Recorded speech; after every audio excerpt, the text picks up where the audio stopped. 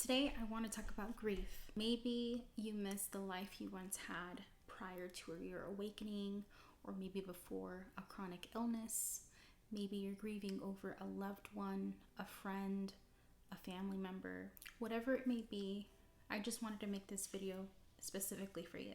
Grieving ultimately looks different for everyone. Some people show it through anger, some people show it through denial, others may overwork themselves. It just really depends on the type of person that you are and your own type of coping mechanism. Regardless of how you choose to show how you grieve or how you reserve it, just be compassionate with yourself and flexible with yourself, because at the end of the day, grieving doesn't go away overnight. Sometimes it takes time.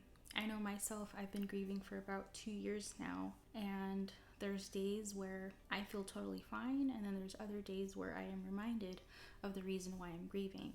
Even though sometimes it can be a bit challenging, I remind myself that it is okay to grieve. It's totally normal and it's part of the human experience. So if you're struggling right now with your own grieving, just know that you will be okay, and allow yourself the time to grieve. But most importantly, allow yourself to express how you are feeling.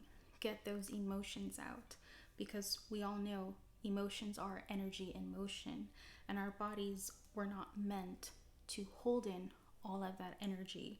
Regardless if it's good or bad, energy is energy, and it must be released. If you're not sure how you're supposed to be releasing those emotions, that's okay. Again, we're all different and we are all here having our own experience. Maybe you can try boxing, or maybe like making music, painting, poetry, writing, whatever it is that helps you get out of your body and get those emotions out so you can express yourself, is when you will stop suppressing those feelings. Because yes, therapy is great. So I'm never going to tell you not to do therapy, talk therapy, or talking to someone about what may be going on. I think those things are great. And at the same time, we can also find ourselves in a position where words don't do justice of how we are truly feeling. And that's when our bodies will tell us, hey, something is wrong, something is not right. But you're not always able to express the how and the why.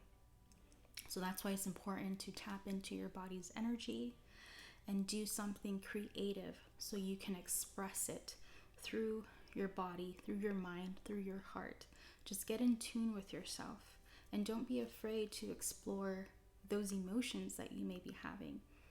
Even if you cry, you get angry, frustrated, allow yourself to go through those emotions. The last thing you want to do is to suppress yourself and to not allow yourself to experience how you are feeling, because at the end of the day, we need to learn how to love ourselves and accept ourselves wholly, even if it means looking at parts of ourselves that we may be scared of, or we don't want to go there.